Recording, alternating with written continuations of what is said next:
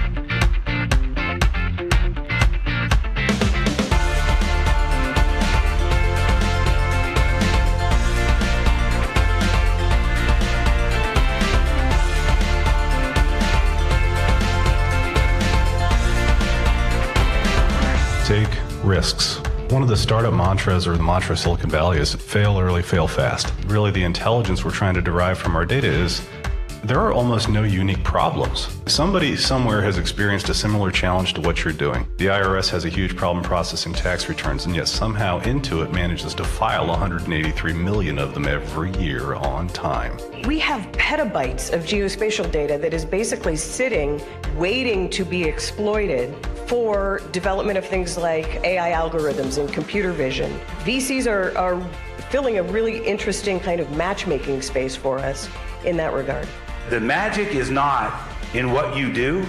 The magic is in what you do and how it solves the problems that our customers have.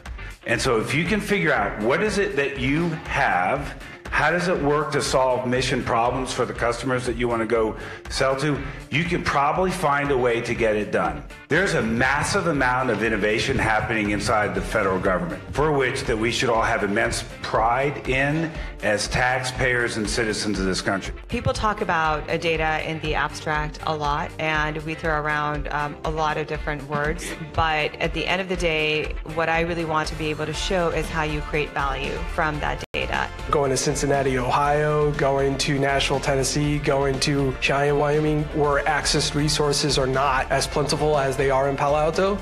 That's where the federal government can actually step in and help leverage those resources. Tapping into those underserved communities and helping them rise up too, to be part of the tide, is what's really important. And the concept that we can't do it or that we have to import talent, I think what we have to do is unleash the talent we have.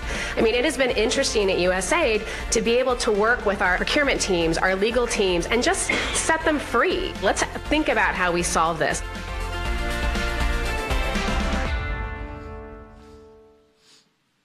Okay.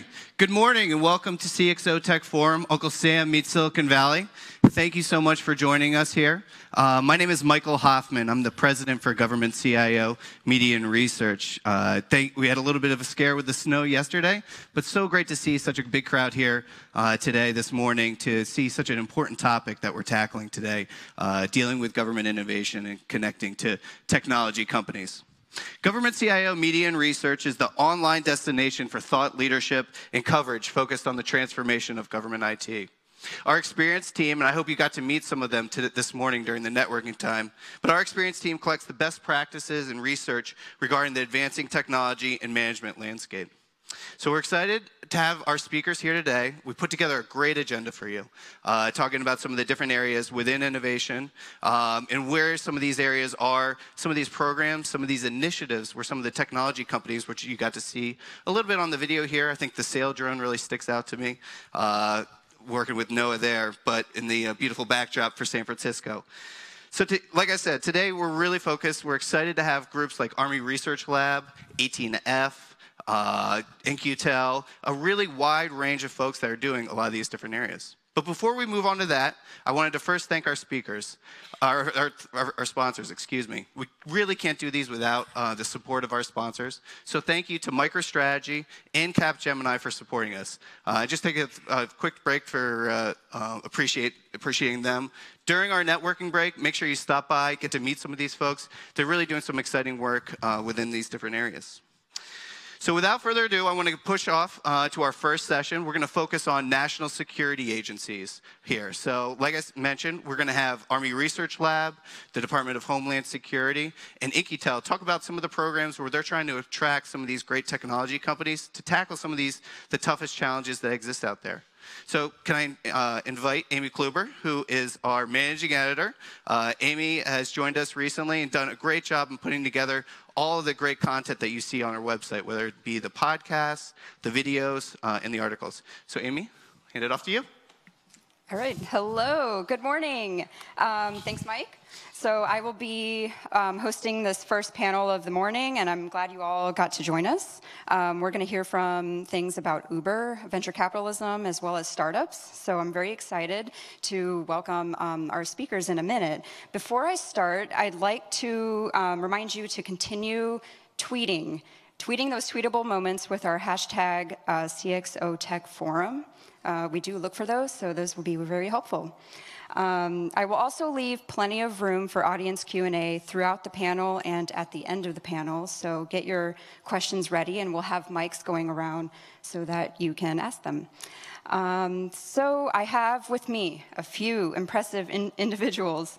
I'd like to welcome to the stage Dr. Jaret Riddick, Director of the Vehicle Technology Directorate at the Army Research Laboratory. Dr. Riddick?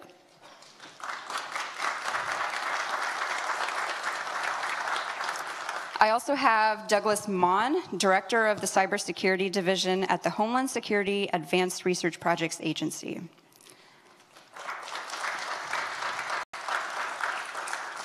And Paolo Dutra, Senior Program Manager at In-Q-Tel.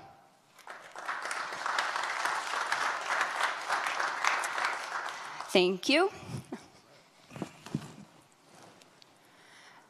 Okay, so we're all comfortable now. Let's start with you, Dr. Riddick. Explain your role at the Army Research Laboratory and highlight one project you're involved with that perhaps best exemplifies a government-industry collaboration. Okay. So first of all, thanks for having me. This is a great venue, a great occasion here. So I am the Director of the Vehicle Technology Directorate in the Army Research Laboratory. I'm located in Aberdeen, Maryland, at Aberdeen Proving Ground. So Army Research Laboratory is a corporate research laboratory of the Army. We do basic and early applied research in a variety of areas. My particular organization, Vehicle Technology Directorate, our research portfolio covers scientific research in the areas of flight for vertical lift, also propulsion technology, and autonomy and robotics. I think part of the reason why you invited me is because of a lot of the press that we've gotten recently about an agreement between our organization and Uber Elevate. So Uber is, as you all know, moving rapidly in the urban air mobility space to advance technology for urban air taxi. Those urban air taxis will be vertical lift vehicles. In the Army, we're interested in vertical lift for our next generation of unmanned aerial vehicles. And so we're working together with the folks at Uber Elevate to develop innovations around quiet rotor technology. This will give, in the urban space, quiet operation for those urban air taxis. But for the Army, the interest is to have quiet operation of vertical lift, next generation unmanned aerial vehicles for the tactical advantage that will give the soldier on the next generation battlefield. Great, thank you so much. And Doug, any particular use case or active contract that has gone through your program's phases and has commercial applicability?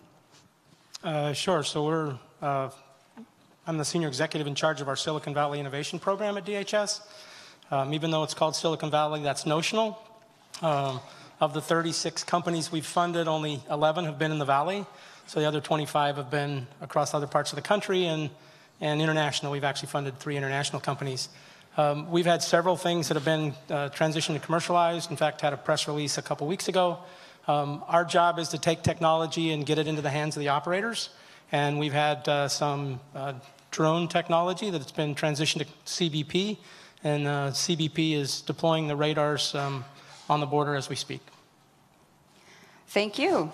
And Paulo, I understand In-Q-Tel does not typically disclose some of its partners or companies they work with because of the sensitive nature of your industry. Is there one that you can highlight for us today? Yeah, well, thanks for that question, Amy.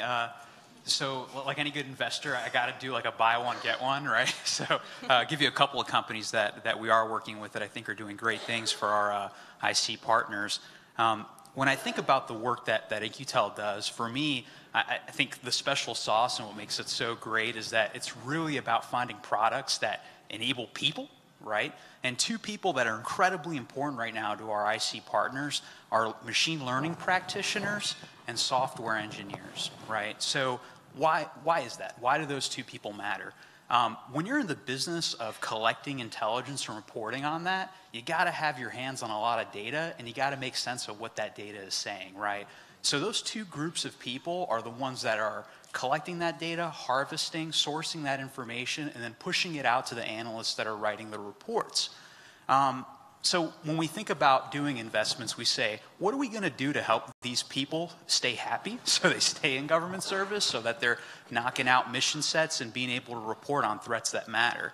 For our machine learning practitioners, we looked at enabling them to be able to tune their hyperparameters for a lot of the machine learning models that they work with. And the way that we did that is by doing a deal with a company called SIGOP that's out in California. Tremendous company building a really incredible product that I think enables machine learning practitioners to get through the busy work to allow them to actually knock out what their area of expertise is in building that model. And then the second company is GitLab. So if you're familiar with GitHub, basically a repository for code base, GitLab is an open source version of that has just taken off in the commercial sense. For our IC customers, they want to keep their development engineers happy, right? And the way you do that is by making sure that they have access to repositories that are updated, that stuff is getting to a place where they're easing the friction and being able to work on their development teams to spin out applications that our intelligence operators touch in the community, right? So if you look at SIGOPT and you look at GitLab, in those two companies, I think you have a great example of being able to find products that are really helping out people. Great, thank you. So back to you, Paulo. I understand you spent some time in the Air Force. So how did that time help you identify companies to invest in now at In-Q-Tel? Yeah. So I've been at In-Q-Tel for about 18 months now, and before working with In-Q-Tel, I was a special agent in an agency called Air Force OSI. And for people who are in the counterintelligence community, they know that for such a teeny tiny little agency within the DoD, we punch way above our weight class in being able to do intelligence reporting on cyber threats. It's like in our DNA, we're very, very good at that. And for me, I think the time that I spent in the Air Force helped me ask questions. And as an investor, you're constantly asking questions. And being able to answer those questions isn't like super important, but asking the right questions is. So I think that bringing that background as a counterintelligence operator to every meet that I have with a startup kind of helps me sort out the snake oil from what's actually the real deal. And Doug, what are some of the roadblocks that some companies have faced in working with DHS? So I think, so we're a startup inside the government, so we're 3 years old. Our job is to take the technology from startups and try to transition, commercialize. I wouldn't say they're roadblocks, but we're now at the point where we have technologies that we're starting to transition. And the difficulty with a small company is trying to bring technology and provide it to the government. And I think the whole transition piece on the back end for a startup company, it's no different for the government than it is in the commercial market. So I wouldn't call it necessarily roadblocks, but we are running into some of the same problems that any company struggles with in trying to transition into the government. And I think it's, we've got a great willing partner inside the DHS with the Customs and Border Protection. They like to try stuff, and so they've been pretty good about that. But, we are still working on the transition piece to have more successes with the startup companies.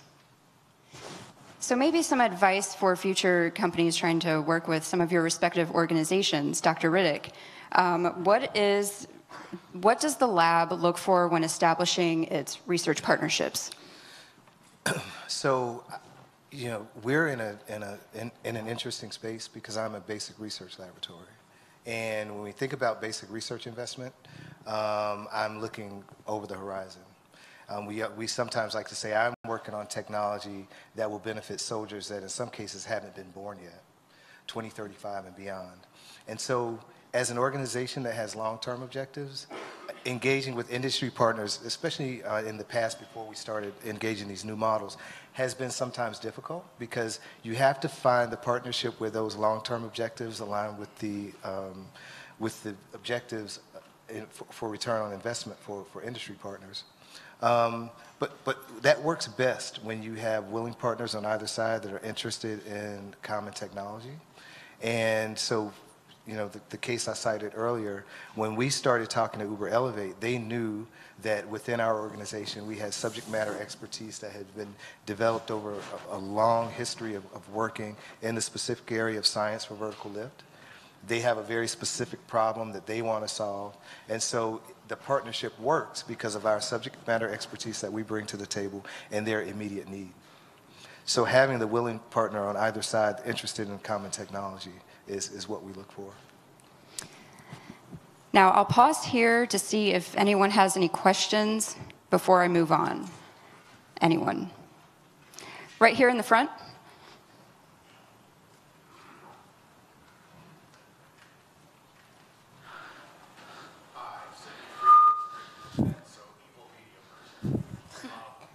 A question I'll address Dr. Riddick, because of course there's been a lot of reorganization on the Army of late, including ARL.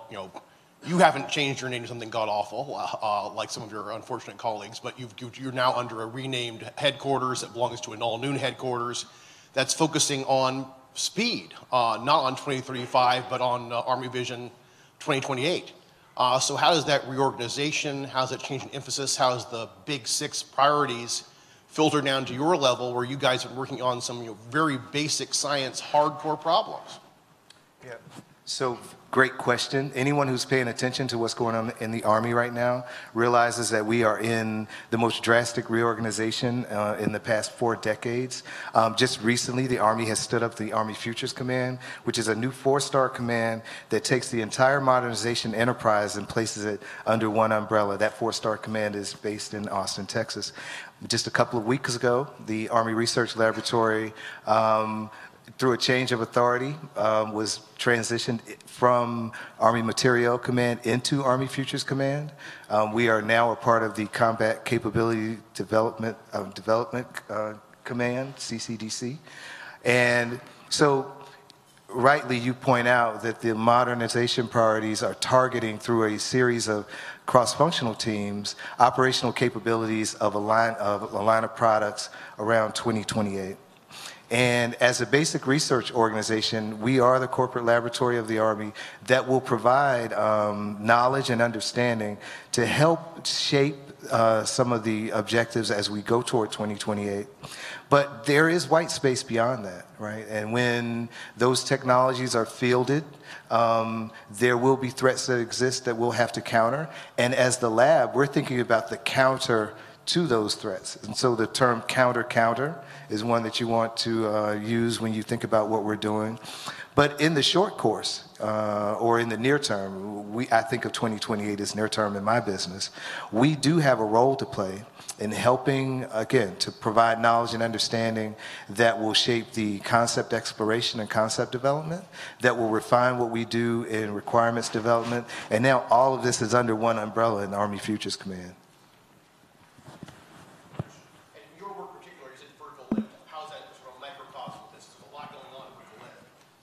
Sure. If you're familiar, there is a cross-functional team that is focused on future vertical lift. In that cross-functional team, there are some specific products that they are after. There's a sporty scout attack helicopter. There is a assault helicopter. There is a desire to have new technology for unmanned aerial vehicles, as I talked about, and some other lines of effort within there. And again, in the laboratory, we have a long history of developing subject matter expertise in critical areas that will enable these technologies, and we are participating, even from the role of being a basic research player, at providing knowledge and understanding to bring these objectives for future vertical lift into fruition. Great. All this talk on vertical lift, it's my previous life coming, following me here, so I love it. So Doug, how do you motivate companies at Silicon Valley to want to work with DHS? I think when you look at the startup world, they're not used to working with the government, and that's who we're reaching out to. So the motivation for most companies, our job is to try to find technologies that have commercial applications and do modifications for government purposes. So their motivation is they're already in the commercial path. The fact that we're going to give them some money, maybe ask them to make some changes to their product, That's pretty good motivation. We position ourselves post-incubator, incubator accelerator, pre-B round in that community. So, an $800,000 investment, which is the kind of the largest we'll make, is still pretty good motivation for the companies.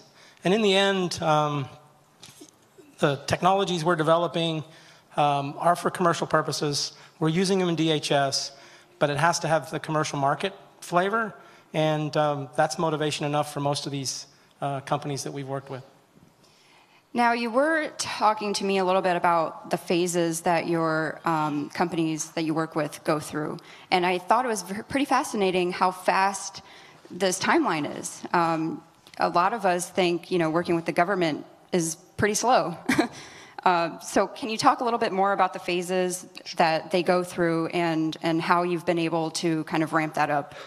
Sure. So the way the Silicon Valley Innovation Program works is we put topics out. Our current topic is one on blockchain technology for preventing forgery of identity documents. And so we'll put a call out. It's open for a year. You're a startup company. You submit an application. It's 10 pages. Any startup can do a 10-page application. We'll do the review. The review is typically within 30 to 45 days. If we like it, we'll invite you in for an in-person or WebEx pitch. You get 15 minutes. We get 15 minutes to ask you questions. That's considered fair and open competition by our lawyers. And we'll give you an answer in 24 hours if we're going to fund you or not. We then use what is called an other transaction authority. And so we're doing OTs in about 30 days. So from beginning to end, from the time you submit an application until you actually have the first contract, somewhere in the 75-day, give or take 15 days.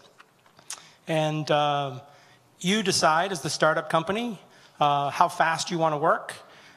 Each phase is maximum 6 months, maximum 200,000. And so all total, it's maximum 800K, maximum 24 months. If you can do it faster, great. We want you to do it faster. But the model then works. You keep the IP. I don't want your IP. I want you to be successful commercially. And we have customers at the table from the beginning, including our lawyers and our contracting people. So it's very much a team effort. But we are moving quite quickly in the contracting process. I don't know if Dr. Riddick or you, Paulo, wanted to chime in on the timeline aspect of working with your research partnerships. So a really interesting anecdote, when we first started talking to our partners at Uber Elevate, one of them said, well, we plan, if I remember correctly, something like 60 days out.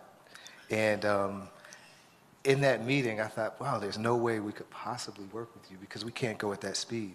But as I began to understand, that we had common interest, and again, sort of like Doug said, putting that team together of the lawyers and the contracting folks, we have agreements in these types of partnerships that we refer to as CRADAs, cooperative research and development agreements, where all the IP is understood. It's sort of an in-kind agreement. And we learned some lessons about how to move at that pace from developing this agreement, and we're able to get it done.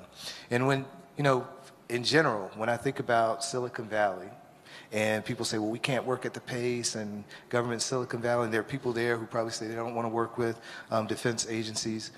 But the building blocks of Silicon Valley are things that came out of basic research and early research investments from the government, in many cases, Defense Department. We think about GPS, the internet, the computer itself. That's defense investment in many cases. And so to me, it's very natural in terms of the interest in technological needs for the future.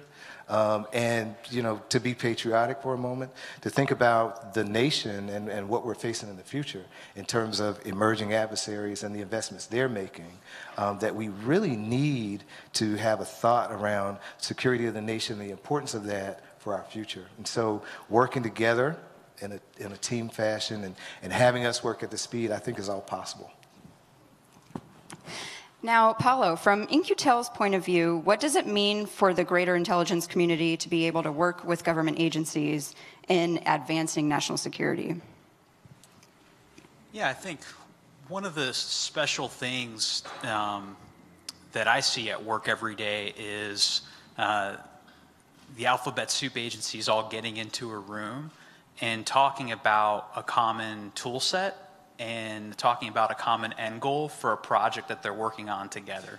And I think this day and age, for as much as we talk about having, especially in the intelligence community, a coalition of folks working together to be able to produce a unified picture to inform policy and inform our defense leaders, it's really important to be to the left of that and have them talk about things that are going to enable them being able to pull together that unified picture, right? So what do I mean by that? Well, if you have multiple agencies that are cooperating together to put out a vision for a tool suite that they want to use, chances are that that tool suite is going to have a major impact on mission because everybody's leveraging each other to find the problem points and being able to push out that product, and they're fixing it, right? So if I'm a customer and I find that I'm having an issue with a particular product, I'm benefiting the other customers by voicing that concern right there in the room, and I'm keeping everybody safe, right? So I think from In-Q-Tel's perspective, being able to have the intelligence community partners leverage each other in building out a product is really important in being able to serve kind of an effective, like, aggregating, right, the impact of our government players. And I will point out that DHS is at the table with In-Q-Tel as a partner, so what he said was all true. Thanks for that. Question check, really quick. Sydney? Just wait for the mic. Thanks. Thanks. A question primarily for Mr. Dutra, but other folks may have thoughts as well. You talk about everybody developing a common tool set and working out the bugs in that. The problem is you get a monoculture, and just like everybody using the same genetically engineered crop, you're vulnerable to one exploit. Especially with AI machine learning, which is eminently trickable. There's a whole science of adversarial AI. So how do you get the advantages of scale, of synergy, of everybody working together and sharing a common tool set and refining it together as opposed to doing little stovepipes? But at the same time, you don't leave the entire IC vulnerable to one guy who figures out where to put the reflective tape in the stop sign. Yeah. So are you familiar with the concept of a murder board? Right, so the idea of a murder board is you get in front of somebody and they just start pinging you with questions and pinging you with what ifs in particular about what it is that you're building. For anybody that's been in a murder board, particularly for product, it's a lot more effective when you have 30 people in the room destroying what you've put out there as opposed to just one, right? So if you're building a product and you're working one-to-one with an agency, your lens and what you're doing is colored by the interaction that you have with that one agency. Now let me go ahead and put 30 agencies, line them up, and they're all pinging me about different things that matter to them and showing me issues that come up in my product suite. That to me says that it's an advantage to have all those people in a room being able to point out those flaws, right? I think, when we look at open source software, the reason why it's taken off so much is because of eyeballs. Right? The more folks that you have looking at code that's out there, the more likely you are to find a problem. And when folks sit in fiefdoms and say, well, I'm only going to build my application for my customer, and whatever I find is what I care about, it doesn't really keep us safe. So from the worry of saying, hey, if every intelligence community partner is using one particular tool, doesn't that mean if an exploit comes out that they're all going to be vulnerable? Well, true, but the patch is going to come out to make them all safer much faster as well. Any other questions? Right behind him right here.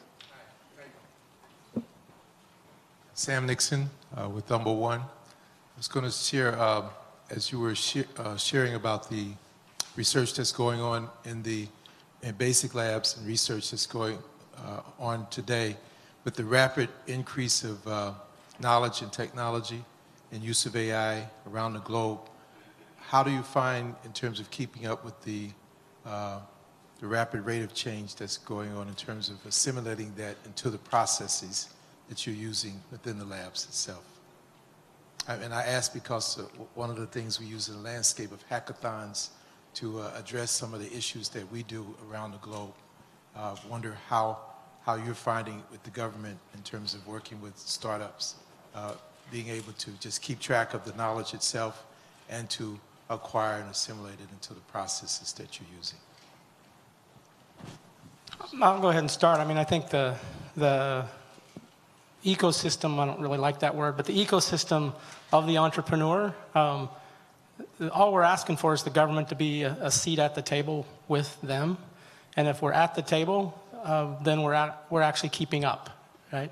In the past, I think we've not even been at the table. And so a lot of the innovation that's gone through in the past, we're getting it 5 years later. Now we're actually at the cutting edge with the startups, and they're actually bringing solutions to operational problems. It works a lot faster. You have to move faster today or you're going to be left behind. And I would just talk, I think, to that about what's going on in Army Futures Command. So if you're familiar with the acquisition process, traditional acquisition process, technology in an acquisition process is sort of baked in at the beginning, and then you go through a long process of milestones, et cetera, and going through that process with the current pace of technology, we know that what would come out on the end of that chain of events is not going to be relevant years from now. So the idea with Futures Command is to put that value stream under one roof and to have from S&T to R&D through concepts and requirements all in one organization so that the modernization is streamlined and we can think about new ways to do acquisition. You're hearing now things like competitive prototyping as a tool to speed through acquisition. Within Army Futures Lab, there's an organization called the Army Applications Laboratory, and that organization is engaging things like hackathons and some of these very non-traditional sort of environments that the government hasn't been in before. Incubators, there's a great one down in Austin, Texas, that Army Applications Lab is engaging in. So I think, as Doug said, being at the table in these environments where we haven't been before and thinking differently about how to break the model, so to speak, but staying within legal constraints with respect to acquisition is also happening right now. Any other questions? Matt? Back there. Hi, Matt Bainart, Defense Daily. So this question is for Mr. Riddick. So you mentioned earlier about Army Research Lab in 2035. So beyond the 6 modernization priorities and the 2028 vision, what are maybe some of those technology areas that fit in with that longer term area? And how easy is it to find industry partners who are willing to work with Army Research Lab on, the ground level for something that's not going to be, come to fruition until way down the road? Yep. So, in the audience, you're probably familiar with the modernization priorities. In the laboratory, we have a series of what we call essential research programs. And those were really conceived before the discussion started around modernization priorities. But interestingly, as that conversation around modernization priorities and cross-functional teams started to take shape, those essential research programs that we developed align very well. You talk about areas that may be beyond that, and we could look at synthetic biology. There are areas that, from quantum computing and communication, that will affect products that will come from the CFTs, but there are areas outside of that we're thinking about, and things that we'll do in AI and robotics as well. Some of the next generation technology we're thinking about for unmanned aerial vehicles also. You asked the question about, is it difficult?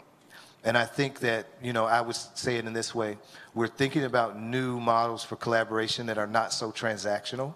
I have long-term objectives, but For example, through the new model that we have in ARL, where we have regional campuses, we have ARL South, ARL West, ARL Central located around the country.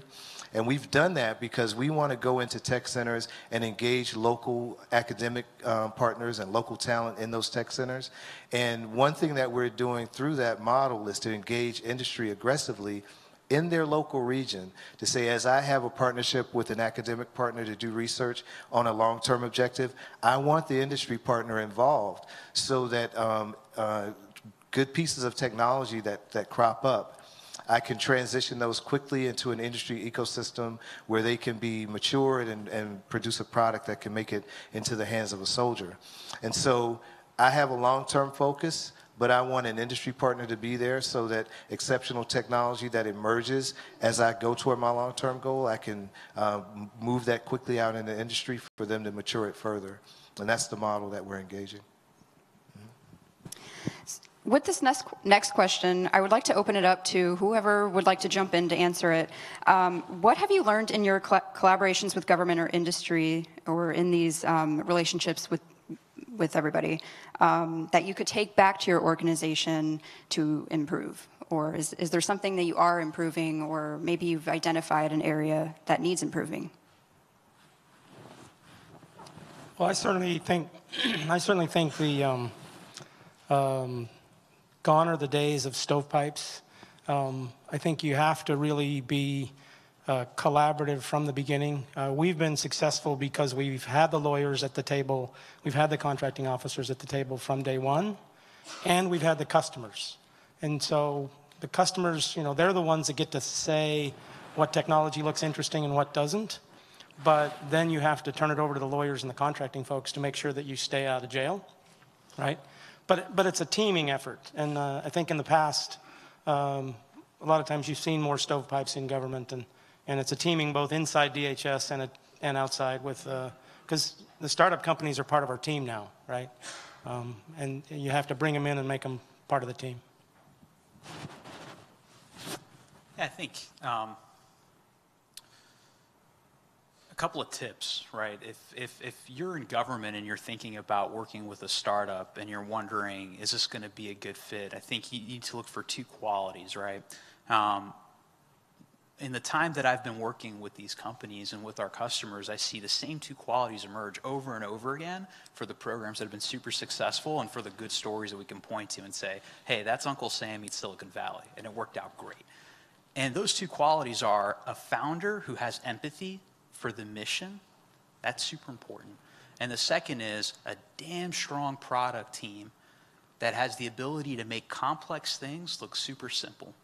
And those two things really feed off of each other, right? Because when the product team isn't on board, well, they have a boss and a founder who says, no, this customer's important. You guys need to make this work for them.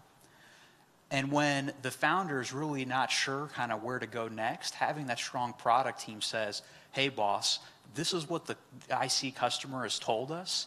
And it sounds really complex, but this is really what it boils down to, and we're going to go ahead and build it for them. So when you're out there looking for those companies and thinking, is there going to be a good fit there?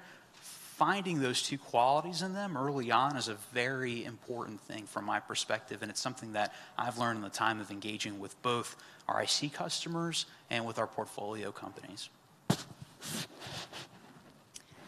Okay, I think we have time for perhaps one more question. Right there in the back. Hi, Mohammed from IDEN.TV. So my question is relating to the competition of the government and the big companies. So with AI, if you look at Google, Facebook, Microsoft, Amazon, they invest a lot. But the purposes of their investment is to increase their revenue and maintain leadership. When a startup comes, it takes a lot of funding in order to establish traction and new products and things like that. And the startup normally is in and exit. So how do you work with this dilemma, I guess? I think in our case, the way I characterize it is, yeah, the big companies, they have their markets that they're aiming at. What I tell big companies is, hey, look at the startup companies, because as I said earlier, Sometimes startup companies have a hard time being able to help in the delivery to the end customer. They can't scale as fast as the customer needs. You know, they may not be able to produce as quickly, whatever. So I will tell the startup companies, you need to be looking for big companies to partner with, and I tell the big companies, you need to look at our pool of startups, and if you can help them, because I've had plenty of complaints from the big companies. You know, why are you going after startup companies? We have innovation in our companies too. It's like, yeah, I agree. But in the end, what I tell them is, look at what we have on the table, help the startup, you both benefit. Well, thank you, gentlemen. They may be around after the next panel for networking if you guys want to have any further discussions with them. Thank you guys so much for joining me. This was great. Thank you. All right. I'll just flow right into you.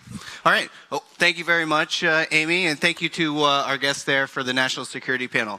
What we're going to have next is a special opportunity here with the Department of Veterans Affairs, as well as the U.S. Digital Service. So we're going to have our government CIO's Chief Technology Officer, Andrew Underhill, join us. So I'm going to let him introduce the next panel. Get the things right there. Thank you, Mike. Can you all hear me? Yes? It's funny. It's funny I can't hear myself up here. Would you like to take a seat? And we'll get started. So as Mike said, my name's Andrew Underhill, CTO of Government CIO. For the last 20 years, I've been banging my head against the wall trying to introduce innovation in government. So it's good to see so many people here. And I think times are actually changing. So with that, here's living evidence of two people who have broken down those barriers. Would you like to introduce yourselves? Probably the best thing to do, and your role. And then I'll throw a few questions at you. Would you like to go first, Barbara? Absolutely. Hello. Well, it's great to be here. Thanks for the generous invitation. Wonderful to see everybody post the snow yesterday. I am Barbara Morton. I am the deputy of VA's Veterans Experience Office. By way of background, I've been with the department for about 13 years. I started as an attorney at a small group called the Board of Veterans Appeals, which may tie into some of our discussion about appeals later on. But I had really sort of firsthand, eye-to-eye understanding of how frustrating the experience was for veterans in the appeals space. And so about 2 years ago, I was asked to come over and help stand up, talk about startups, a brand new office in the department called the Veterans Experience Office. So I've been fortunate to have the last 2.5 years to build that capability and really try to hardwire the voice of the customer and experience as a core competency in the department. Thank you. Over to you, David.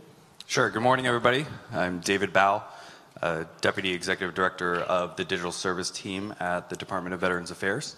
And so I spent actually the last 13 years in Silicon Valley working through a number of enterprise tech startups, kind of actually caught the bug of wanting to apply technology skills to larger, more impactful problems, and found my way back home here, actually, after 13 years on the other coast. And so when I heard of the name of this event, it was all too fitting for me. Thank you. And I can tell you, when we reached out and did some discovery prior to this event, I said, what's your passion? And the conversation went on for at least 30 minutes and could probably go on for all day. So it's going to be an interesting conversation. So with that in mind, what's your favorite example of digital service capability within the VA that you'd like to talk about today? Starting with you, Bob. Sure, yeah. Well, I've actually had a really interesting journey in the tech space. So I am not a techie, but I love advocating for wonderful technology by bringing sort of industry best practices into the four corners of government. So back in my prior life at the Board of Veterans Appeals, again, started as an attorney there, ended up overseeing operations at the board. And one of the challenges we had was transitioning from a paper-based system, which I know sounds very old school, but we were very paper-based, into a paperless system. And this was about maybe 4 or 5 years ago. And so I was able to bring in a wonderful series of talent technologists, one through the Presidential Innovation Fellowship through the White House, and then the other through the Digital Services team. And we were able to build an initial tool prototype within a couple of hours. It was built by my Presidential Innovation Fellow for $0 using industry best practices. So that was sort of my first foray into really seeing the value of bringing in great, brilliant minds into government to apply those best practices.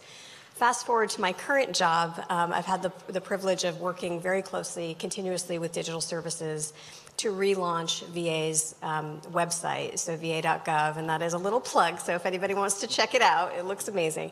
So it works on your phone, so feel free to look down for a few seconds. Please take a look. So quick story on that. So a lot of government websites look very corporate, and the reason they look very corporate is that they are typically designed from the inside out, right? And so what we wanted to do working with digital services is really kind of listen to what veterans are telling us, which is it's very hard to navigate the department. Very hard to understand what's that front door, how do I access my benefits, what are the kind of core things that I need to know and work with online. And so the team, using human-centered design, redesigned that website so it's much more user-friendly, and you can talk more of the technical aspects, but from a layperson's perspective, we really wanted to deliver a much better experience for our customers, and the experience metrics bear improvements. So it's about a 20% increase in customer satisfaction with the elements of the new va.gov that we've updated. So yeah, it's been a great journey for me. Yeah, for those that aren't completely familiar with the U.S. Digital Service, you can think of us as the tech nerds in the government. The main office is out at the White House, but we do have teams that are deployed into various departments across the government. So for example, myself being deployed directly into VA, we have other teams spread throughout as well. And from an overall perspective, we come in, we have about a 2-year tour of duty that each individual goes through. And so basically helping to shuffle through the talent that comes through the door and deploying fresh people into these different agencies to continuously help solve these problems. And so to that point of the new va.gov launch, that went out around Veterans Day of last year. I know the date is always a fun thing to target from that perspective. My personal experience with it was that it was the most anticlimactic big launch that I've ever been a part of. And I say that with all the respect and all the enthusiasm behind it because it just did go so smoothly. But you might have seen a couple of articles that went out that said it was a small change that led to that result. And while we definitely appreciate the fact that it's recognized as a good end result, there was a lot of really hard work put into it. And one of the biggest things from a technological standpoint, and really a process standpoint about how the digital service approached this relaunch was, as opposed to other projects that you may be familiar with, that team goes heads down for a very long time, nobody ever sees what's going to happen, and then suddenly they try to launch it all at once. That is not what we did. And that is directly why we had as smooth of a success as we did, because we took a very iterative process.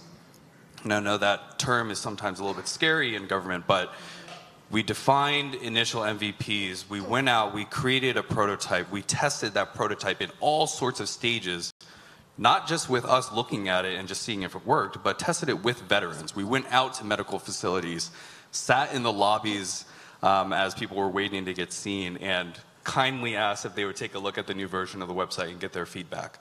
And so we iteratively, over the months leading up to launch, actually had various versions of the website that we were making available so that when we flipped the switch on Veterans Day, again, the clock turned to 6 o'clock, I refreshed my browser, and it was just there. And so it's not a magical thing that happened. It's just the way that software development, especially coming from my background in Silicon Valley, that's just how that's how I at least have always approached technological problems. And so when we were able to bring, the crew together, not just the digital service folks, but of course with the partnership across the agency as well, especially with the Veterans Experience Office, That's how the combination of all those things is what led to that initial success. If I can just comment quickly on, what he's describing, which is what you all know about, is really like true agile, right? And I love the fact that you raised that. It is a little scary in government. I mean, we're so used to having this kind of classic waterfall approach where people go hide for like you 10 do 10 not months. need to define every single requirement all up front. Exactly. And so it's a cultural change, right? Because a lot of times people want to see that traditional, well, what's your 10-month requirements gathering plan? And so that's definitely been something that we've been working on. And again, in my prior role and also my current role is making folks comfortable with that approach and really keeping them aware that the user at center is what allows us to make sure that the product is actually going to be delivered in a way that the user wants. Yeah, one of the most important things is that we wanted to make sure that we were designing the new version of the website with veterans, and not just for them, and not just for us ourselves to be looking at. We didn't care about what we thought about the website. What we cared about was what our actual veterans who are going to be using and are actively using it now think, and how they want to approach accessing the benefits and services that they've earned. Okay, so we only have 30 minutes. I'm going to ask sorry. a quick... No, you're Talk great. forever. It's Sorry, perfect. I did warn everybody. I know, you did Is there warn. a question that somebody would like to ask now before we run out of time? And I have many questions to go. Now, go ahead, sir. There's a mic coming. I've been a customer for a couple decades. Appreciate your efforts to improve things. But how about the fundamentals? Security of data. Like anybody else in here who's got a DD-214, I've gotten those letters. Oops, sorry. Somebody walked out with everything about you known to man on a laptop. Mm-hmm. You guys working on that? I mean, the front end is great, but between OPM and VA, the Chinese know everything about me they need to know. Yeah, I mean, I'm not the security expert, but of course VA takes security very seriously. I mean, from a tech perspective, you can certainly speak more intelligently than I can with that. But yeah, I mean, that is very basic, and also, answering the phones is pretty basic too. So it's not an either or, it's an and having some breaches of security, that's never anything that anybody's looking for. And so we all, obviously in the tech space, we always try to kind of provide that highest level of security. And again, from a tech perspective, you can speak more to that. But yeah, I mean, that's the goal is never to have veterans who are our customers or their loved ones feel like we're not protecting their privacy. And that's of course, primary focus, primary concern. Yeah, and that's where really the collaboration across the agency is extremely important. When I say that the digital service was involved with relaunching the new va.gov, don't go off and think it was just a bunch of 20-year-olds sitting in a room completely in a vacuum developing it and getting it out the door. We were collaborating very closely across the rest of the agency with all the other business units, with all the teams that have, that hold the core data, all the sensitive data about our veterans, and made sure that as we were going through that launch, we were working with them and with their processes and with making sure that anything that we made available through the website was done in a very secure manner. So. Okay, so my next question is really, digital services has done some great things across the government. So if you look to the wider entrepreneurial community that the Valley offers, how can we enhance government IT further and embrace that community and bring them into the fold? Because I think we're not doing things under the radar anymore. Times have changed, and we can enable this. Yeah, and so one of the biggest things for me personally, again, coming from Silicon Valley now, getting thrown into the deep end of government, as it were.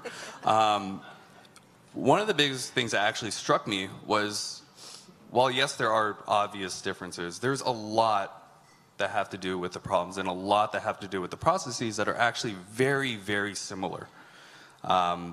There was an initial bit of nervousness as I was packing my things and moving back across the country of, well, what exactly am I going to do? Are the skills that I put together in development for myself in Silicon Valley, are they going to be able to translate over as well?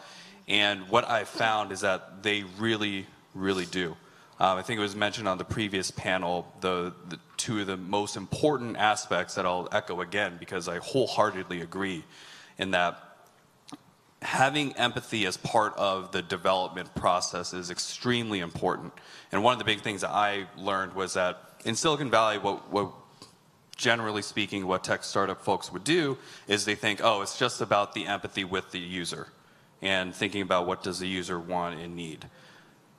Translating that and actually having empathy with your coworkers as well and the rest of the organizations that you are working with, whether you're partnering with another agency, if you're in the private sector and you're partnering with another company, the kind of partnerships that we establish, at Digital Service with the rest of the VA, though that empathy and that level of empathy has been extremely important in making things successful.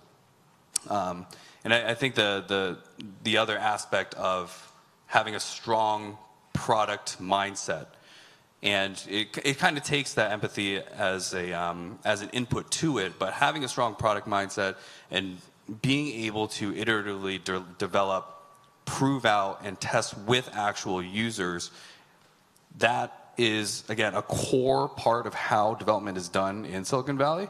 But as we are proving out with the digital service at VA and across other agencies as well, it's a process that can actually be extremely successful in government as well.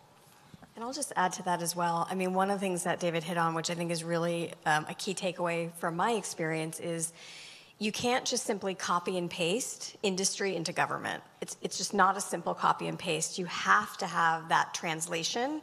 The empathy is a huge part of it because we're governed by certain principles, rules in government that are unavoidable, and actually they exist for good reason, right? To safeguard against the abuse of power, appearance of impropriety, favoritism, all very good moral, ethical reasons. But sometimes people see those as, insurmountable barriers. I always reject that. I don't think they're insurmountable barriers. I think there's just, you need the expertise and skill to know how to navigate around them in, of course, a way that's in compliance with security and other things that we need to protect. But there's always a way to get to that perfect spot where you're bringing in those industry best practices, you're translating them into the government space to create a great end user experience. Yeah, and we at Digital Service like to call that bureaucracy hacking, where it's very, it's a good term. I wish I could say that I came up with it, but I didn't.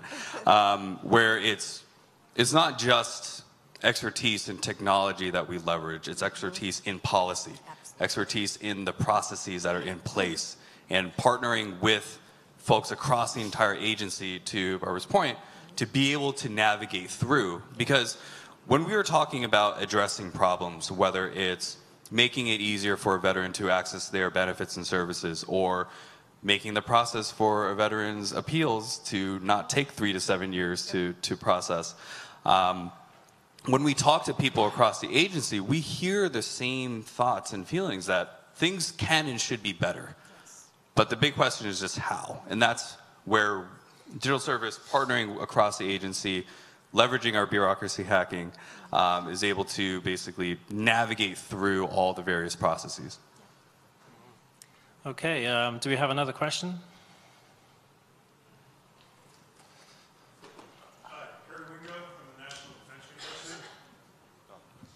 Hi, Harry Wingo from the National Defense University. Great panel.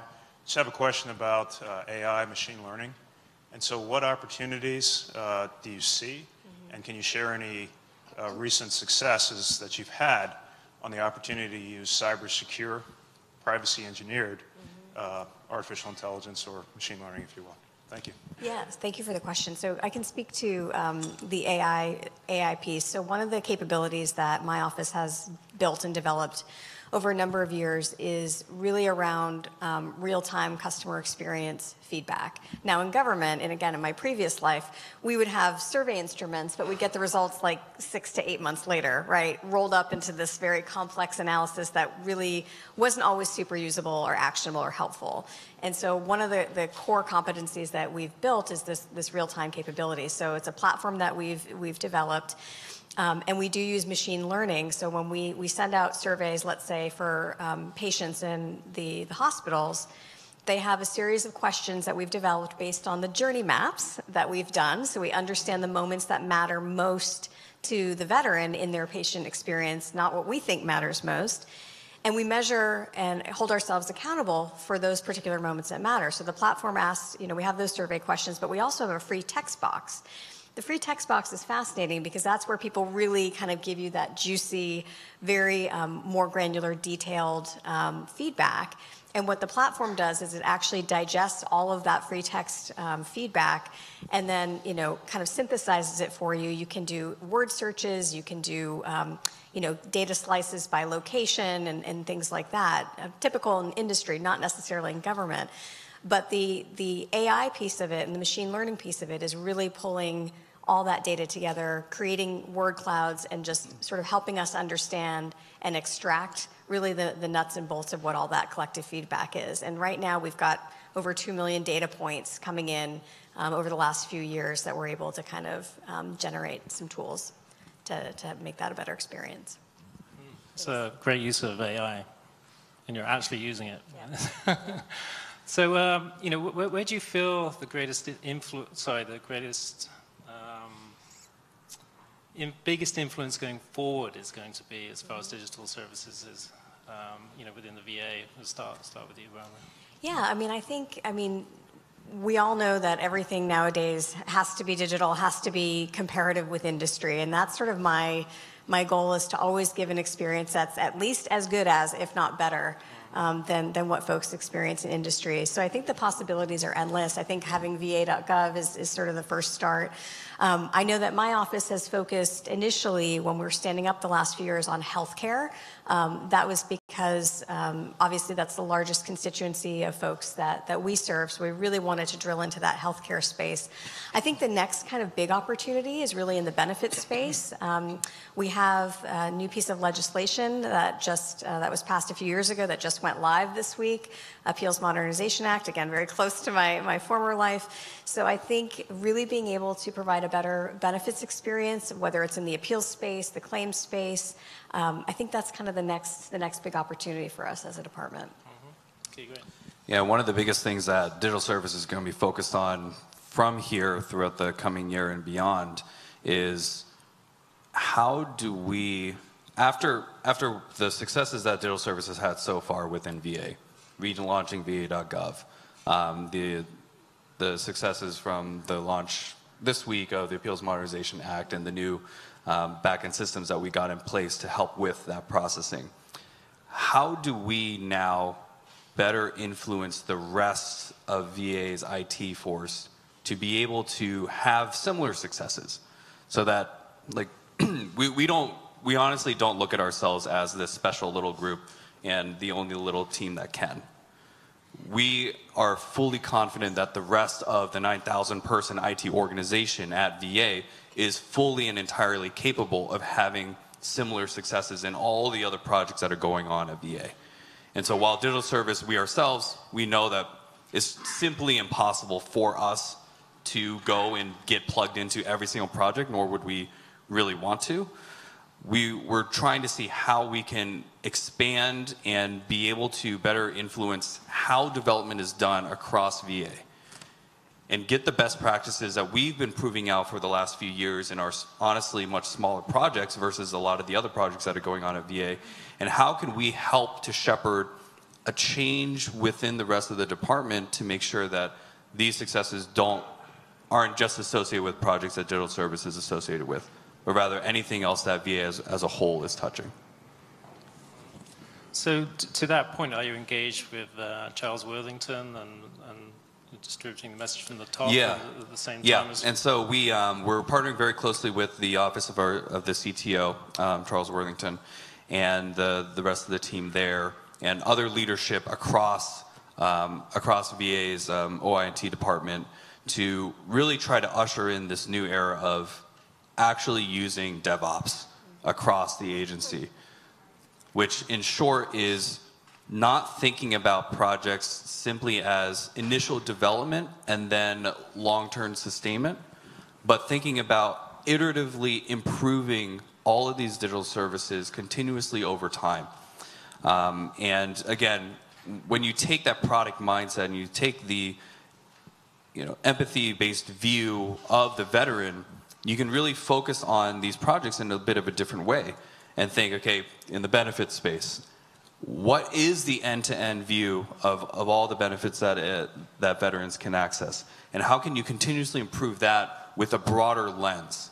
Same in the healthcare space as well, with the patient experience at VA and how a veteran coming to VA trying to get healthcare, what is the end-to-end that they're looking at? Which actually involves some of the benefits as well. How do I apply for healthcare, and then how do I actually go in and get seen at a medical facility? And so trying to reframe the mindset around what are really product lines, and trying to establish actually a new office within VA of product line management to be able to help shepherd this new change. I see a lot of nodding in the crowd because they'll sound very, very familiar to how companies in Silicon Valley work. It's all about the product lines. And honestly, taking that same approach within government can be extremely successful as well. And I think just one more point on that too. I mean, it's really about, the question is, how do we hardwire the idea of experience, the best practices of industry in experience into government? And that's what I'm personally very passionate about. And there are many, many ways that we're trying to do that, some of which you've mentioned in terms of baking it in to IT and the culture, because a small, wonderful unicorn team can't scale across the same way that 9,000 IT employees can.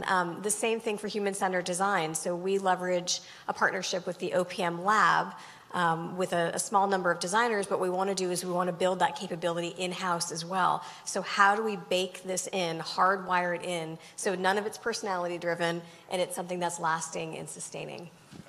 Thank you. Okay, that's the last of my questions. We have a couple more minutes for questions.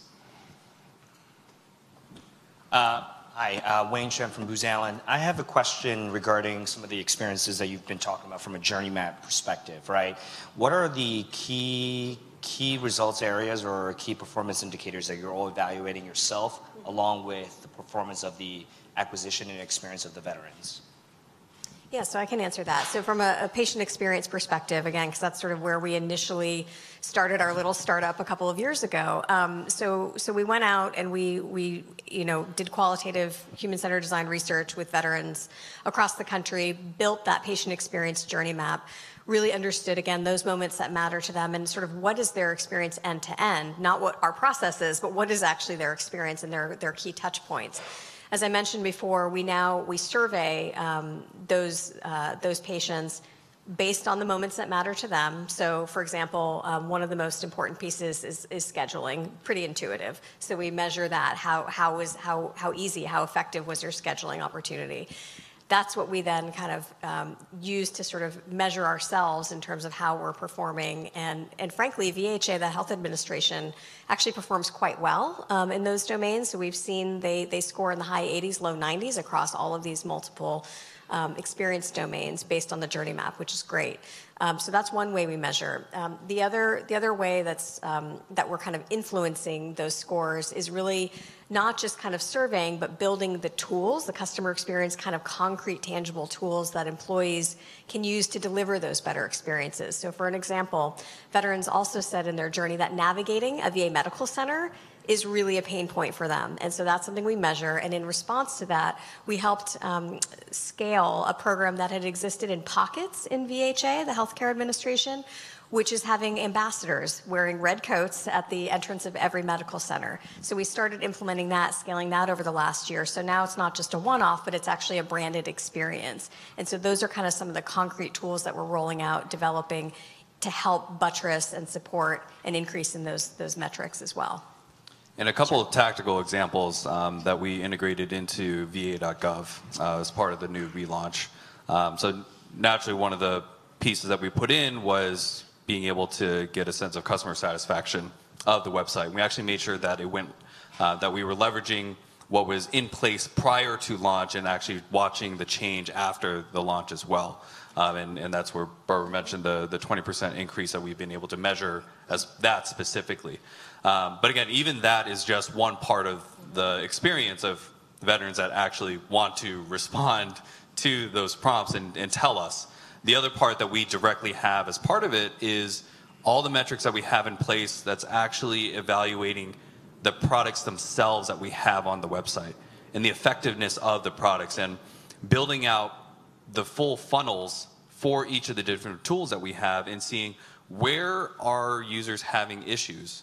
Like, even if they're not reaching out to us from a support perspective, we can actually see at what point for a particular tool is there more of a drop-off than we would expect for there to be. And so we're actually all very focused now across the different tools.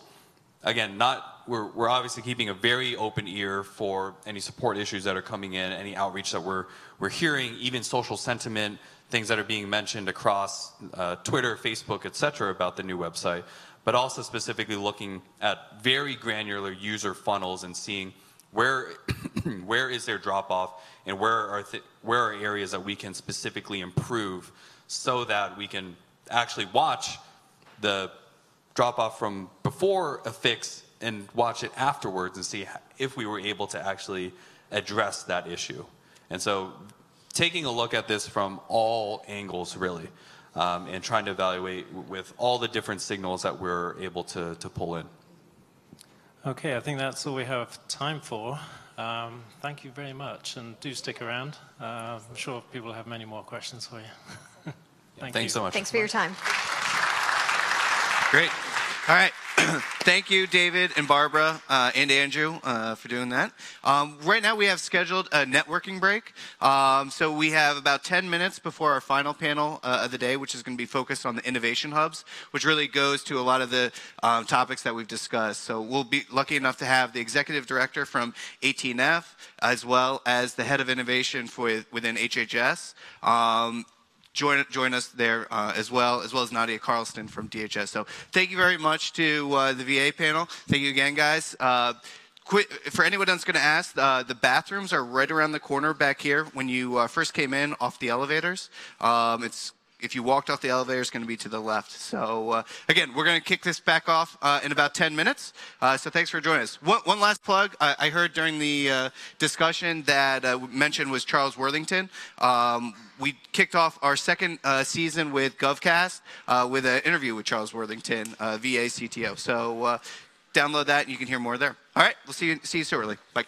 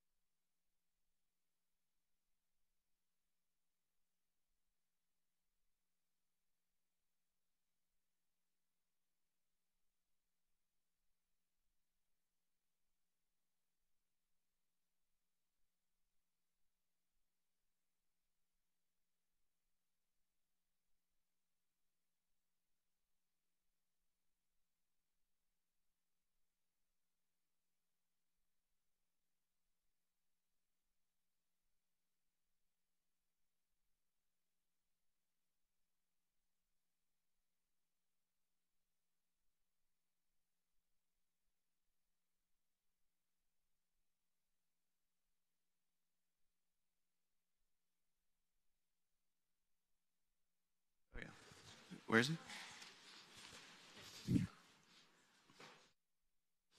Okay. All right. We'll let everybody trickle in from the back there. All right. Well, thanks again for joining us, everyone. I also wanted to say a special hello to everybody watching on the live stream, especially a special individual, Quentin. Hello, and thank you for joining us, as well as Quinn.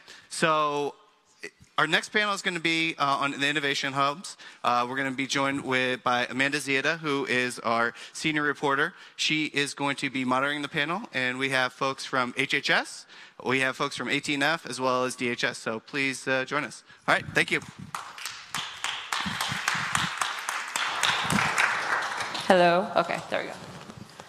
All right. Like Mike said, my name is Amanda Ziada, reporter with Government CIO Media. All right, here we go. All right, so to my right, Dr. Nadia Carlston, Director of Commercialization, Science and Technology Directorate, DHS. We have Angela Coulter, Executive Director of 18F at GSA, and Sanjay Koyani, Executive Director for Innovation at HHS. Thank you all so much for joining us today. So I want to start by asking you all to briefly describe your positions and the programs that you lead. Some of us may not know these innovation hubs in government. So Dr. Carlston, we'll start with you. Sure, that sounds great. So thanks for having me. So as Amanda mentioned, I am the Director of Commercialization at DHS S&T. My role is really focused on getting technologies out to market with a focus on federally funded technologies and making sure that they're not sitting on the shelf, that they're actually finding practical applications, including commercial applications.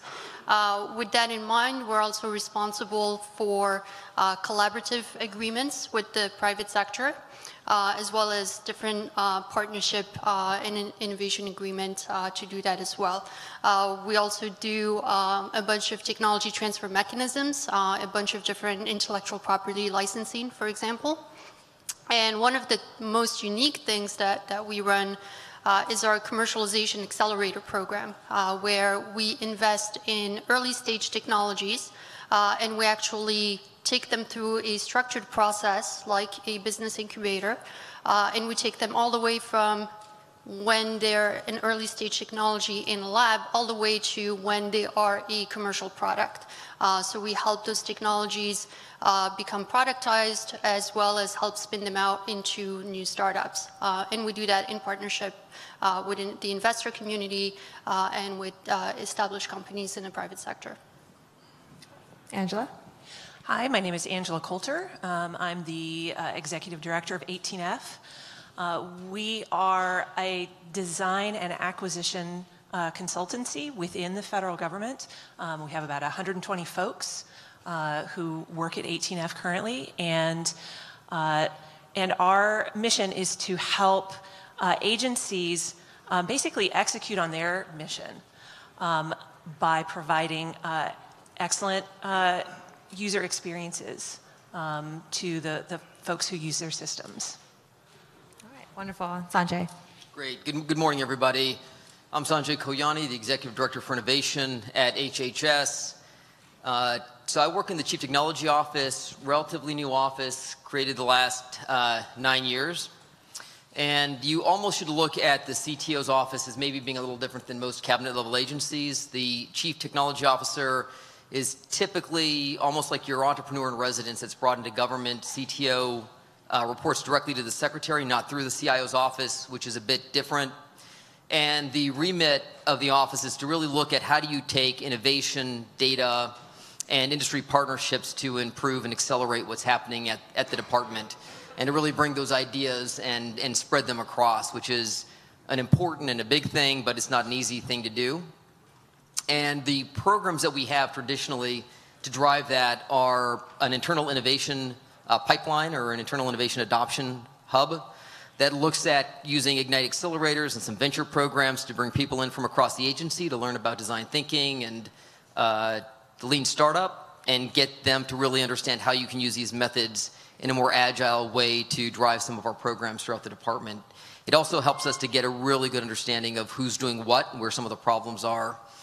We also have an external innovation program that looks at how do we work with outside industry partners, use design prize challenge competitions, and crowdsourcing to accelerate ideas and issues happening at the department so that we can get some of these out in a more effective way and not use some of our traditional ways like contracts and grants, but other mechanisms. I'll talk a little bit about that today. And a third key area is through data. So we lead the data strategy for the department, and a lot of what we're doing at the department these days really is focusing on how do we strengthen our use of data to not just capture and use it, but to create value and impact in an easier way for the agency. Wonderful. So I do want to note real quickly, this is our last panel, so if you hear anything awesome, please feel free to tweet and use the hashtag CXO Tech Forum so everyone can follow along. All right, so I want to ask each of you how the programs that you lead adopt best practices from Silicon Valley or Silicon Valley-esque companies to drive your missions. Nadia? So this is a bit hard to answer for us because really we are focusing on startup creation. So I guess the way we look at Silicon Valley is, number one, when we're selecting technologies, we want to make sure that just like an investor would do, we're looking at not only the technology aspect, but also everything else that might make the technology successful, including our ability to put the technology in touch with people who might be able to assemble a really strong team to take that technology to market, as well as looking at the market itself, making sure that there is an actual need for the technology, that there are several applications that we can explore for that very same technology. And then lastly, making sure that we have the partnerships in place to really take that technology to market. For most of our spin-offs, we're partnering with at least one investor, as well as users that are coming out of the government and they're acting as our potential customer, but also users that are coming out of the private sector. And they might be customers as well, or they might be development partners. So we really have very strong partnerships with all of these folks, and we make sure that when we invest, we're really taking all of that into consideration. So I would say for 18F, which is, we're part of GSA and specifically part of the Technology Transformation Service within GSA. There are 4 other offices within TTS, and I think some of those offices are probably a little more closely aligned with the sort of Silicon Valley-esque thing that you're talking about. So I'm going to talk a little bit about what they do, and then a little bit about what 18F does. It's a little bit different from that. So the other offices within TTS are the Presidential Innovation Fellows, the Centers of Excellence, the Office of Products and Programs, and the Office of Acquisition.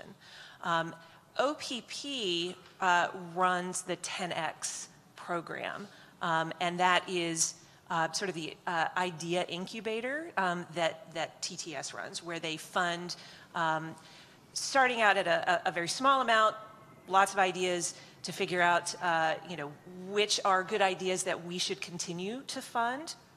So that's the 10X program within OPP.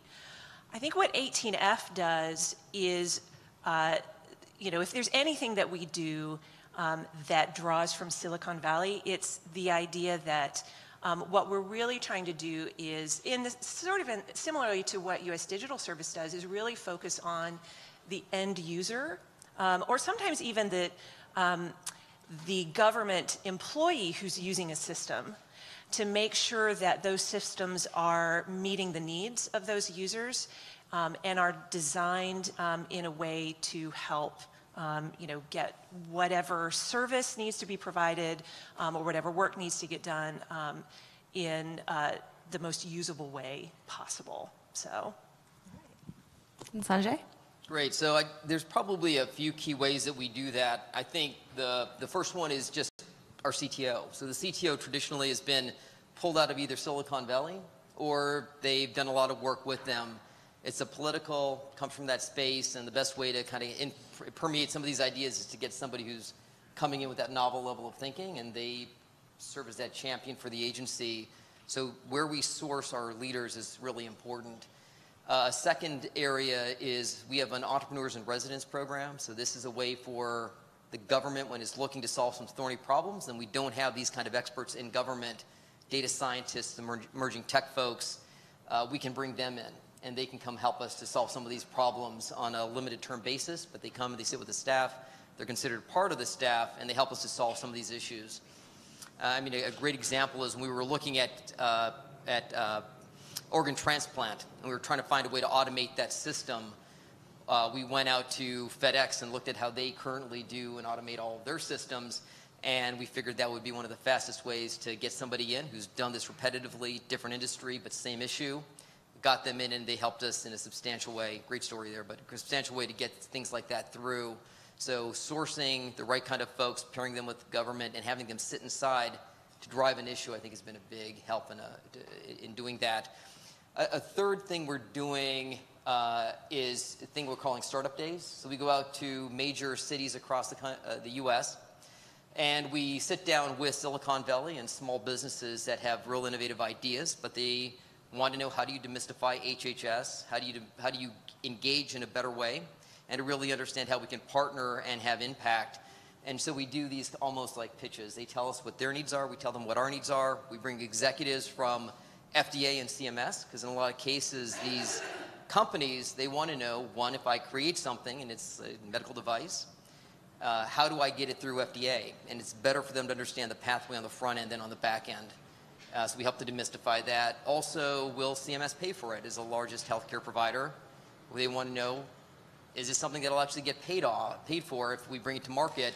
Again, something better for us to bring on the front end than the back end. And so we started to experiment with that and get that out there. It's turned out to be an effective way of us coming to them and not always waiting for people to come to the department. And that has led to deeper understanding and awareness. So that's the third way is another really good way for us to understand Silicon Valley needs and them to understand our needs. Right. Wonderful. And Nadia, I wanted to quickly talk about the cohorts. Last time we spoke a couple years ago, the 2017 cohort was underway, the 2018 was starting, and they were largely focused on cybersecurity. If you can talk a little bit about the process behind the cohorts, the outcome or status of those, and where you're taking the 2019 loaded question cohort. Thanks for asking. So our 2017 cohort, the way we usually assemble a cohort, we start with a broad understanding of the needs within government as well as in the private sector. So when we're focusing on cybersecurity, some of those needs are similar, but there's also some special use cases that we need to take into considerations. But based on that list of needs, we then do what we call tech foraging. And this is really an exercise where we reach out to several R&D sources, so the federal labs being one of them, but also universities and FFRDCs and other places where there's a large amount of R&D being done and good technologies are being developed. So we go to them and they pitch the best technologies they have to us. So this is really the best part of my job. I get to sit and watch hundreds of technologies being pitched to me. And I get to pick which one I think has the most potential in the marketplace. So once we find a few of these technologies, then that becomes our cohort and they go through our process. So with the 2017 cohort, we had 8 cybersecurity technologies.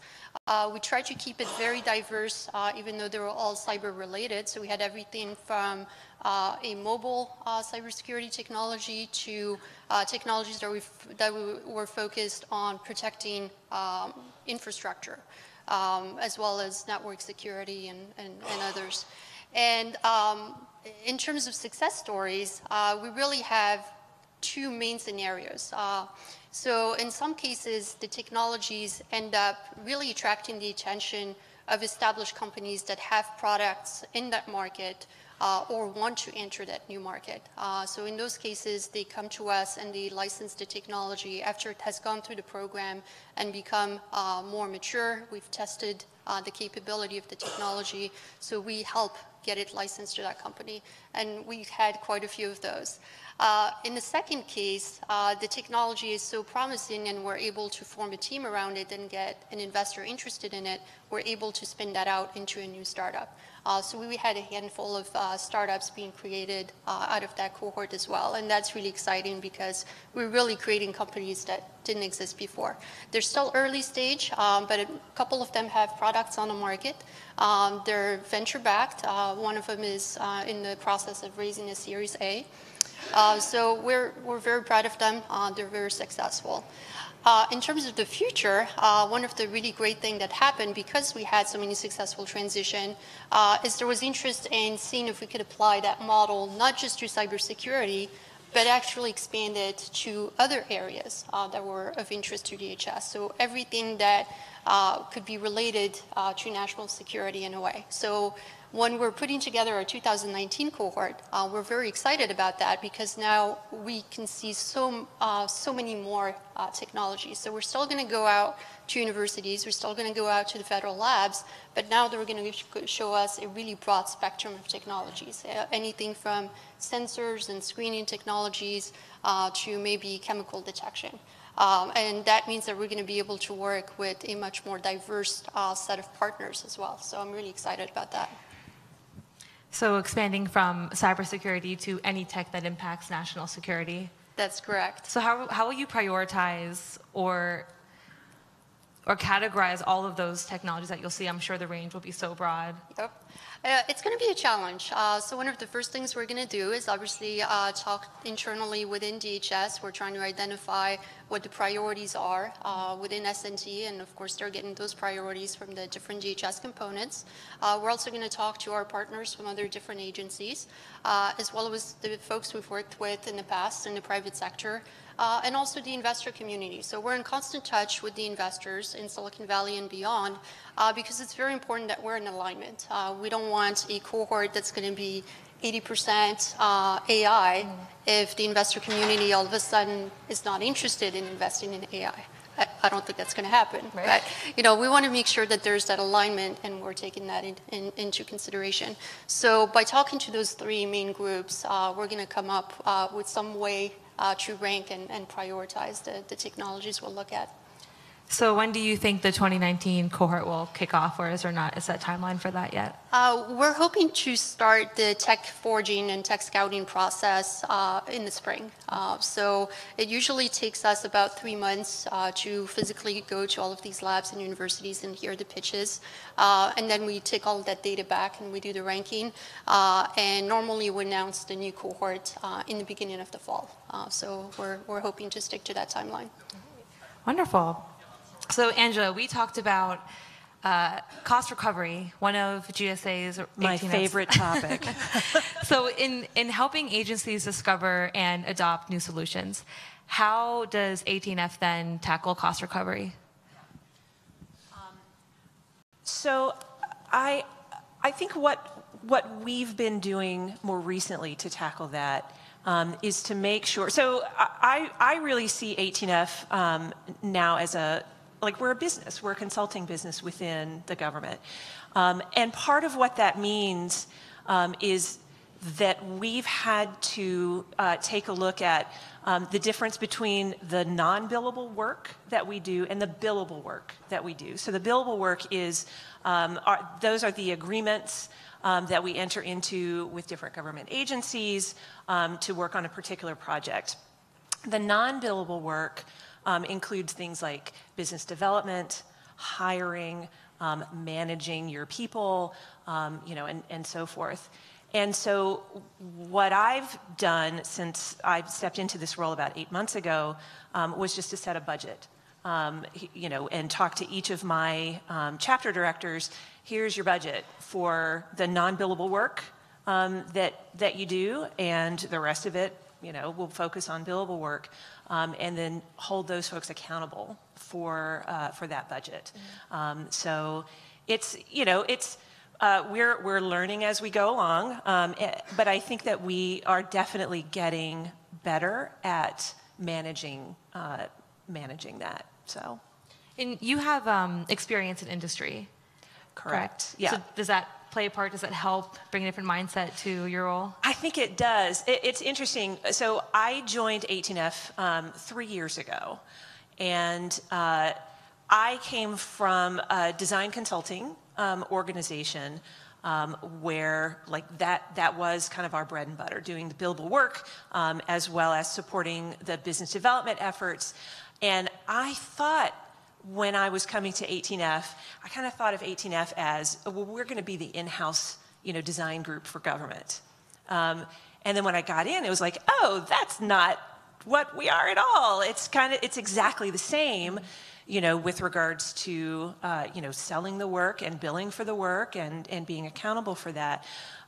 So I thought things were going to be very different when I walked into the job, but it turned out to be exactly the same, and in some respects that was like a comfortable, oh yeah, I know how this works. So yeah, I mean those lessons of how things work in the private sector, bringing those in to apply to a government context. So then how are you working to integrate acquisition consulting into the projects that you are working with agencies? Oh yeah, so this is really exciting. So when 18F started, we're going to celebrate our 5th anniversary in March, actually. We started out with an acquisitions group. Then it was decided, I think 2 or 3 years ago, that the acquisitions group would go onto their own profit and loss statement. So we still did work together, but then it required agreements and became, kind of difficult to sort of get our projects and folks to sort of cross-pollinate. In October, we brought them back. So the acquisitions group is now back onto the 18F P&L. So what that means for us is now we're not only, with the projects that we do, we're not only doing a discovery process, we're not only doing prototyping. Where we used to do, we'd stop it at, okay, well, here's your prototype. Now it's time for you to go find a vendor to help build this out. Good luck with that.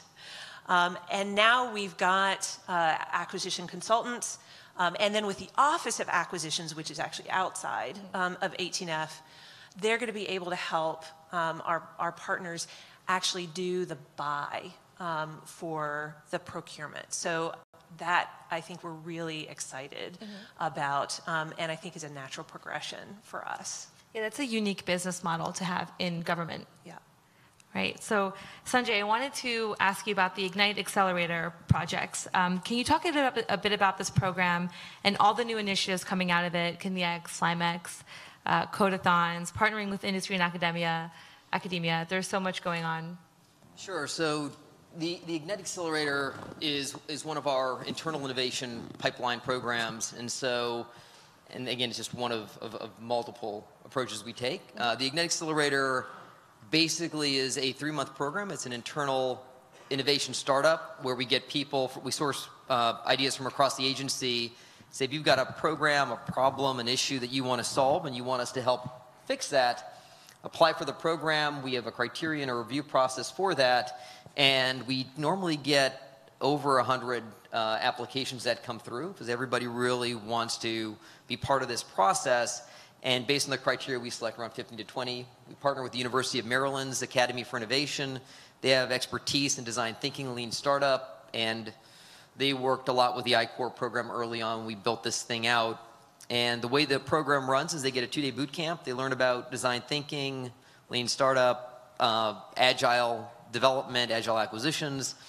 And then once they go through the program, the 3-day boot camp, we then will have them work on a problem, make sure that they verify what problem they have. They look at talking with their customers early and often, doing early prototyping, and when they get done with the 3 months, they have a much better understanding of what the problem is and what solutions they're trying to solve and fix, what kind of outside industry experts they may want to work with, and then to see where they could bring that back up through their programs, through their divisions to fix those issues.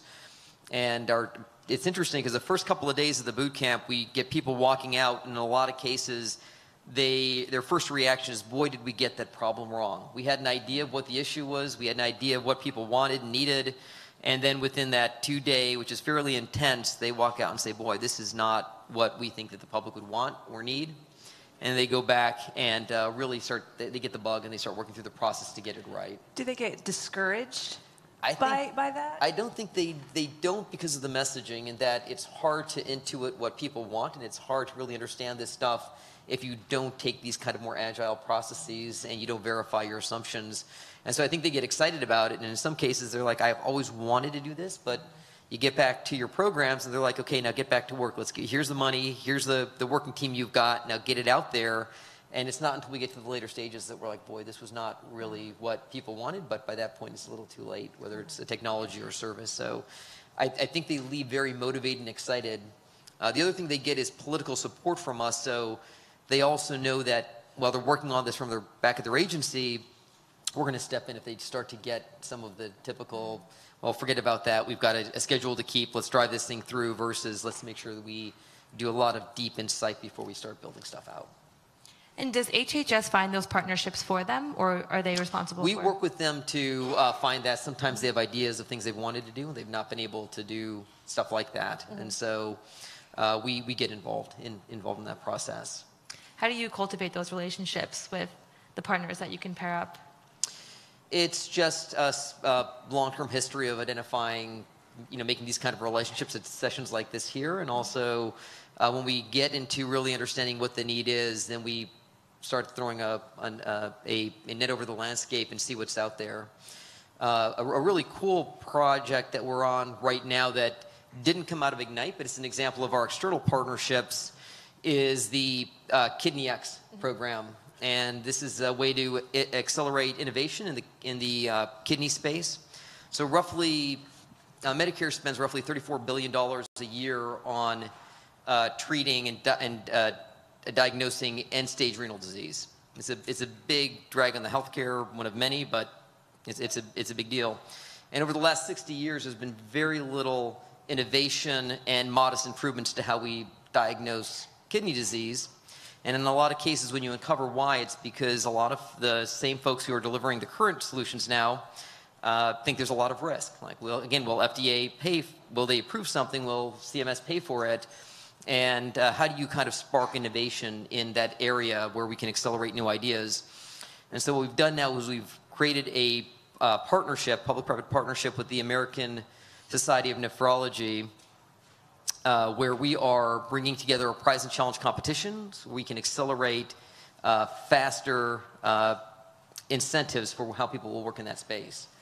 And this includes getting them greater access to some of our leaders at HHS and NIH, FDA, CMS, so that it's, again, we demystify the process, we stagger the prize and challenge competitions to understand where the value is up front with the new models and designs, and then the money comes out in greater amounts with the competition.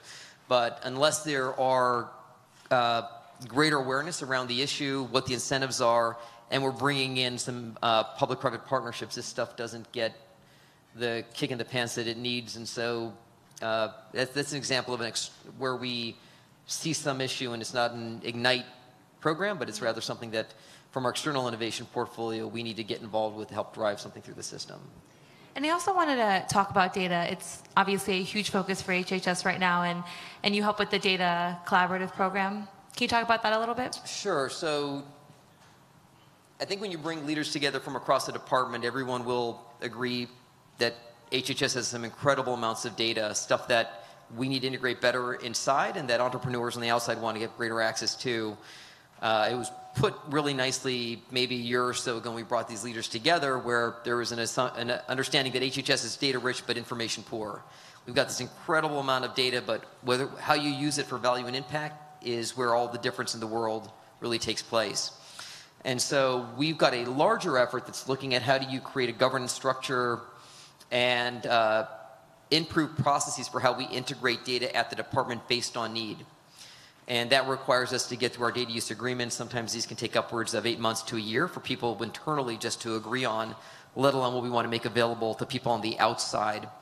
And so whether it's administrative data or clinical data, we have a very conscious approach being driven out of the CTO's office and how we're going to leverage data to have greater value and impact and really make it much more transparent around what those data assets are at the department, and then how we prioritize that based on our priorities. The Data Science Collab is a subset of that, where we just don't have enough people who understand data at the agency. And so we've now got we work with an outside academic institution where we bring in classes and we train people who go through an application process to learn more about how to use data tools and how to leverage it for improving their program and impact. This is in education, hands-on learning, and our goal would be that we have more people who not only understand it internally and can apply it to their programs, but also they can look at how we're writing contracts, how we're bringing in outside vendors so that we can do this in a much smarter way. In some cases, we've got people who just don't understand how you leverage data and why it's needed, but they're also the ones writing the contracts and bringing in the outside folks to help us to solve the issues. So the collab is one way of helping us to that larger data strategy of really doing a much better job at how we're using our data for impact. And just out of curiosity, how effective has it been working with smaller companies and smaller businesses for these initiatives? This question mainly pertains to you, Sanjay, and Angela, as you kind of help these companies come about with the technology that comes out of the program. But are there any challenges or successful outcomes or roadblocks working with smaller companies and businesses? I mean, I'll go, then you can jump in. But I'd say it's culture and communications. I mean, we're not used to doing things like that. As we've done our startup days, we've heard people walk away like, this is fantastic. I didn't realize that there were these really great applications for how we could leverage some of these more novel technologies you may not get from a larger vendor. But because they're so small, they need to understand what that pathway is looking like and where there are those intersections. So we're trying to do a better job at getting the agency to have venues for us to be able to see what those solutions are, but also to help the vendors to understand that we're open for business, that we do want to make it as easy as possible for you to come through. And so it's just that continued, how do we create those opportunities? How do we try to shift the culture? How do we create space for those dialogues to happen? And so little by little, you start to see some of those shifts happening. Anything to add? No, I think that's to be determined for us. So. And if I can just jump in, so even though part of our focus is to get new startups established, we do also work with established small companies. And we've had actually quite a bit of success in that, especially when they're coming to us looking for certain technologies that are already validated by us by having gone through the program. And for them, it's really a good way to not have to do all of that R&D internally. And what we found is a lot of the process that we've put together for our cohorts and helping them really create a very strong product and really approach the marketplace in a way that is a little bit more methodical that they might do is also applicable to what a small business should be doing to be successful. So we've had a couple cases where a small business actually licensed the technology out of the program and put that as part of the product that they're then trying to sell in the marketplace, in some cases try to sell to the government. So we love actually having those partnerships. And what we find is that the small businesses that we've worked with are very receptive to us almost having that role of helping coach them on how to approach some of these problems and also helping connect them to that broader ecosystem for whatever technology they're interested in. Wonderful. So I wanted to give an opportunity for audience Q&A. Does anybody have a question over here? Thank you for sharing. I was going to ask, for those of you who are working with the small companies, are there any instances that you see sometimes where, because of the number of small companies, and especially Nadia, when you mentioned looking at the technologies there, that you see a part of one solution here and a part of another over here between two different companies, that you see it because of the view that you're looking at it, that if they work together would offer perhaps a more comprehensive solution to what you're looking for? Do you run across instances like that? And if so, how do you handle introducing them? Yes, so absolutely. That's a great question. One of the roles that we play, that's almost a byproduct of what we do, but it's become really important, is connecting people. So not just different small businesses, but also different universities, different labs. Sometimes when I'm doing my tech scouting, I hear one pitch and I'm like, I heard something very similar, or at least very complementary 2 days ago. You guys should talk. So we have a very, very important role in making sure that people are connected to, number one, reduce duplication of effort. You know, where the government spends a lot of money in R&D, anytime we can reduce duplication is a good thing. But the other thing is, even though they're working on the same technology or similar technologies, very rarely are they coming at it from the same perspective, or are they trying to solve the very same need. So in those cases, we absolutely do connect people. So if we know of a startup that's working in that space, we'll introduce them to the university researcher. Or if it's two different companies, we'll put them in touch and we'll say, hey, you guys should at least talk to each other. We really like having that connector role, and I think it's been very helpful for us, and it's been helpful for people who work with us as well.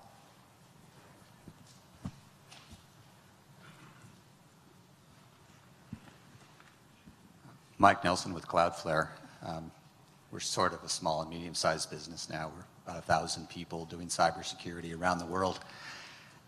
And our challenge is that, like many small businesses, we really rely on cloud services to make our product happen. And yet, when we talk to federal agencies, some of them can't even use Skype. They can't use Google Hangout. A company like ours has to get FedRAMP compliance if we want to sell directly to the government, and that's a 3-year process. Or else we have to team up with a large government contractor who says, we'll do the FedRAMP and take 2/3 of the profit margin. How do we get around, or not get around, but how do we change the system so that small businesses don't have to hire 7 people just to sort through all the compliance requirements? I've mentioned FedRAMP. I'd be interested in other standards requirements that you're dealing with, particularly in cybersecurity. Thank you. So you're right. We experienced that at 18F and experienced it when we work with agency partners. We use things like GitHub and Slack and Google Docs. And because we are a remote organization, only less than 30% of my folks are in DC. The rest are spread out all over the country. That becomes the primary way that we communicate with each other, is through things like Slack. But when we go in and work with other agencies, sometimes their IT department has not approved Slack for use, or Google Docs, or whatnot. What we try to do is kind of model that behavior, to be able to say, okay, well, we're doing this. Can we put your IT department in touch with GSA's IT department to talk through like how they have made the decision that it's okay for us to use these technologies? So sometimes that's the best thing that we can do when we go into an agency, is demonstrate, we're doing this. We've gone through the approval process to be able to use these tools. Let's put our IT departments together to talk about, how we can set it up so that you can use them as well. Because that ends up just making it so much easier for the teams to be able to talk to each other, because that's just such a key component in the work that we're doing, just the communication part of it. That's a good question. I'm trying to think, some of the projects that we've worked on recently, I'm trying to think of examples where they weren't currently using it and then were able to start. I can say that there have been agencies, like we did work with the Federal Election Commission, where they were able to stand up their own Slack instance. They were not only initially using ours, as maybe single channel users, but eventually were able to stand up their own instance of that. So that's the first one that comes to mind because I worked on that project for a while. But that's, I think, maybe the easy way of getting in is just demonstrating how, okay, we're going to bring in these folks to use our instance of it, and then over time, their IT department, through conversations and taking a look at what we've done, become more comfortable with bringing that in. So sometimes it takes a while, but we've had some track record of success. I just would maybe just add that, as I've gone out and I've done some of these different talks, you hear this a lot, like the requirements to come in. We want to work with small businesses, but the burden of getting in and providing some of these customized solutions is just a huge challenge. And so what we do is I bring a lot of this stuff back. We're looking at how we do this better. There are agile ways with how some of this stuff is implemented, and some of our divisions do a better job than others. And so we're trying to pair those things up so that we make it easier across the department, not necessarily there's just one shining star within it that may have figured out a faster way of doing something or a solution towards this stuff that and the rest of the divisions don't benefit from it. But it's a continued struggle, and it's just something that we continue to strive towards improving and fixing, because we do want that, but we know the heavy lift of the price of admission is fairly high.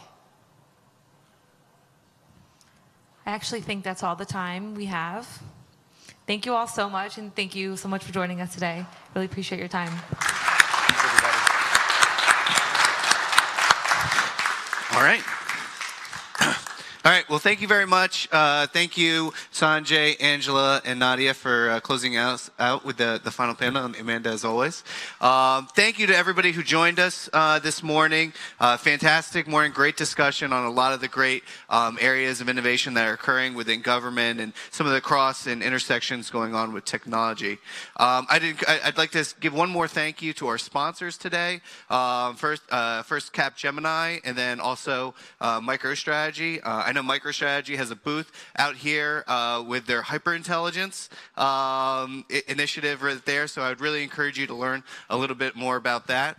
But thank you to all the speakers who joined us. I'll give a quick plug too to our next event is going to be Health IT Modernization.